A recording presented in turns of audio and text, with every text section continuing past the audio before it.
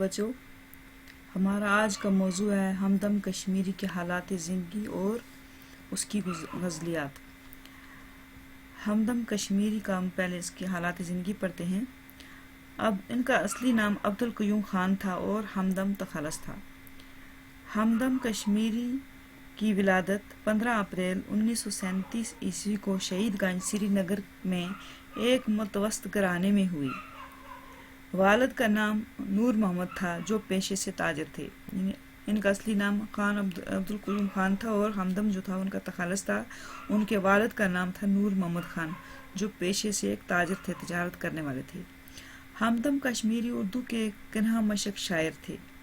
انہوں نے شعر گوئی کا آغاز 1958 عیسوی میں کیا۔ دھوپ لہو کی آپ کی غزلوں کا پہلا مجموعہ 2003 میں شائع ہوا ہے، یعنی آپ کی غزلوں کا پہلا مجموعہ جو تھا جس کا نام تھا دھوپ لہو کی 2003 میں شائع ہوا۔ آپ نے نعتیں اور نظمیں بھی کہی ہیں، یعنی غزلوں کے علاوہ انہوں نے نعتوں میں بھی طبع آزمائی کی ہے اور نظموں میں بھی، لیکن غزل آپ کی محبوب ترین صنف ہے، یعنی آپ کی پسندیدہ صنف کون سی ہے؟ غزل۔ آپ ایک معتبر غزل گو ہیں۔ غزل کی خوبی یہی ہے کہ اس میں شاعر اپنی ذاتی اور اجتماعی زندگی کے تمام تجربات کو تمام شعور اور لاشعور اپنی ذات میں سمیٹ کر تخلیقی تجربات کا اظہار کرے۔ یہ چیز ہمدم کشمیری کی یہاں بہت ساری غزلوں میں نظر آتی ہے۔ یہ تھے ہمدم کشمیری کے حالات زندگی۔ غزل نمبر 1 اس کا ہے: ایسا نہیں کہ سر پہ سدا آسماں تھا، میرا بھی شہر میں کبھی کوئی مکان تھا۔ بچوں، غزل کے ہمدم کشمیری کی جو پہلی غزل ہے، اس کا یہ پہلا شعر ہے۔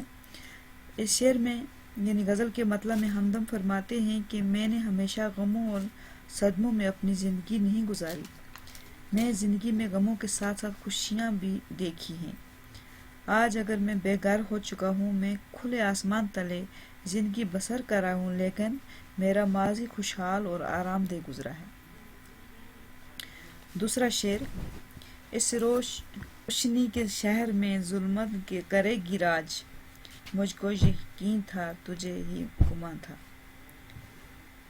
اس شعر میں ہمدم فرماتے ہیں کہ کس کو یقین تھا کہ بدامنی کے سے شہر میں ہر طرف افراتفری پھیل جائے گی۔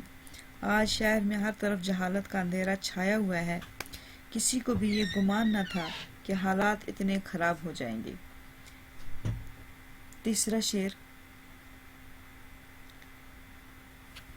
دھویا نہیں گیا جو کسی پرشگال میں، میری زمین پر وہ لہو کا نشان تھا۔ اس شعر میں ہمدم کہتے ہیں کہ میری سرزمین یعنی کشمیر کو ظالم اور امن کے دشمنوں نے بری طرح چھلنی کر دیا ہے، برباد کر دیا ہے۔ یہاں بے گناہوں کا بے دردی سے خون بہایا گیا ہے۔ ان بے گناہ لوگوں کے خون کے دھبے اتنے گہرے ہیں کہ اب ان کو کوئی موسلا دھار بارش بھی نہیں دھو سکتی۔ یہ خون کے دھبے ہمیشہ ہمیشہ تازہ رہیں گے، یعنی اس سر کشمیر جو کشمیر کی سرزمین ہے، اس نے ایسے لوگوں کی قربانیاں ہوئی، اتنے لوگ شہید ہوئے، ان کا خون ہمیشہ تازہ رہے گا، یعنی ان کی قربانی کو ہمیشہ یاد کیا جائے گا۔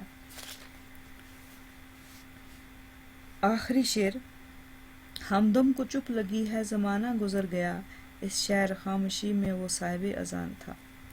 غزل کے مقطع میں ہمدم فرماتے ہیں کہ ایک زمانہ تھا کہ میں صاحب اذان ہوا کرتا تھا، میں بلند آواز میں ظلم و جبر کے خلاف بولتا تھا، لوگوں کو امن کی تلقین کیا کرتا تھا، ان کو اچھائیوں کی طرف بلاتا اور برائیوں سے روکا کرتا تھا، لیکن اب حالات نے مجھے خاموش رہنے پر مجبور کر دیا ہے۔ اب میں خاموش بیٹھا حالات کا جائزہ لے رہا ہوں، اب خطرہ ہے، زبان کھولوں گا تو جان سے ہاتھ دھو بیٹھوں گا۔ غزل نمبر 2 ہمدم کشمیری کی دوسری غزل ہے: ایک بھی موسم میرے اندر نہ تھا اور آنکھوں میں کوئی منظر نہ تھا۔ غزل کا پہلا شعر ہے، یعنی غزل کا مطلب ہے، اس میں مطلب میں ہمدم کشمیری فرماتے ہیں، اپنے ویران دل کی طرف اشارہ کرتے ہوئے فرماتے ہیں کہ مجھے کسی بھی چیز کی تمنا نہیں، میرا دل امنگوں اور خواہشوں سے خالی پڑا ہے، جس کی وجہ سے میری زندگی بے رنگ ہو گئی ہے۔ میرے دل اور دماغ کے پردے پر کوئی منظر نہیں ابھر رہا ہے۔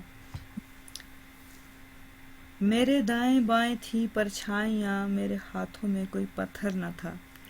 غزل کے دوسرے شعر میں ہمدم فرماتے ہیں کہ رنج و الم اور مصائب نے یعنی مصیبتوں نے مجھے اپنی گرفت میں لے لیا ہے، یعنی مجھے غموں اور مصیبتوں نے گرفتار کیا ہے۔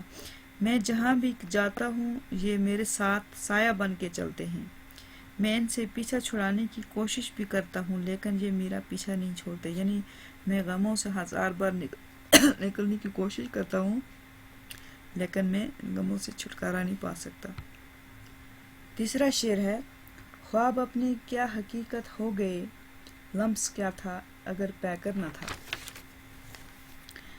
ہمدم فرماتے ہیں کہ کبھی بھی میرے خواب پورے نہیں ہوئے۔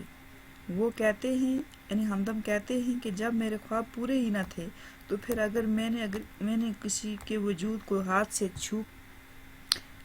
چھو کر محسوس کرنے کی کوشش بھی کی تو کیا فائدہ، جب کہ اس کا کوئی وجود ہی نہ تھا، اس کے وجود کا کوئی پیکر ہی نہ تھا۔ اس سے صاف ظاہر ہوتا ہے کہ یہ شاعر کا وہم ہے کہ اس نے کسی پیکر کو محسوس کیا ہے۔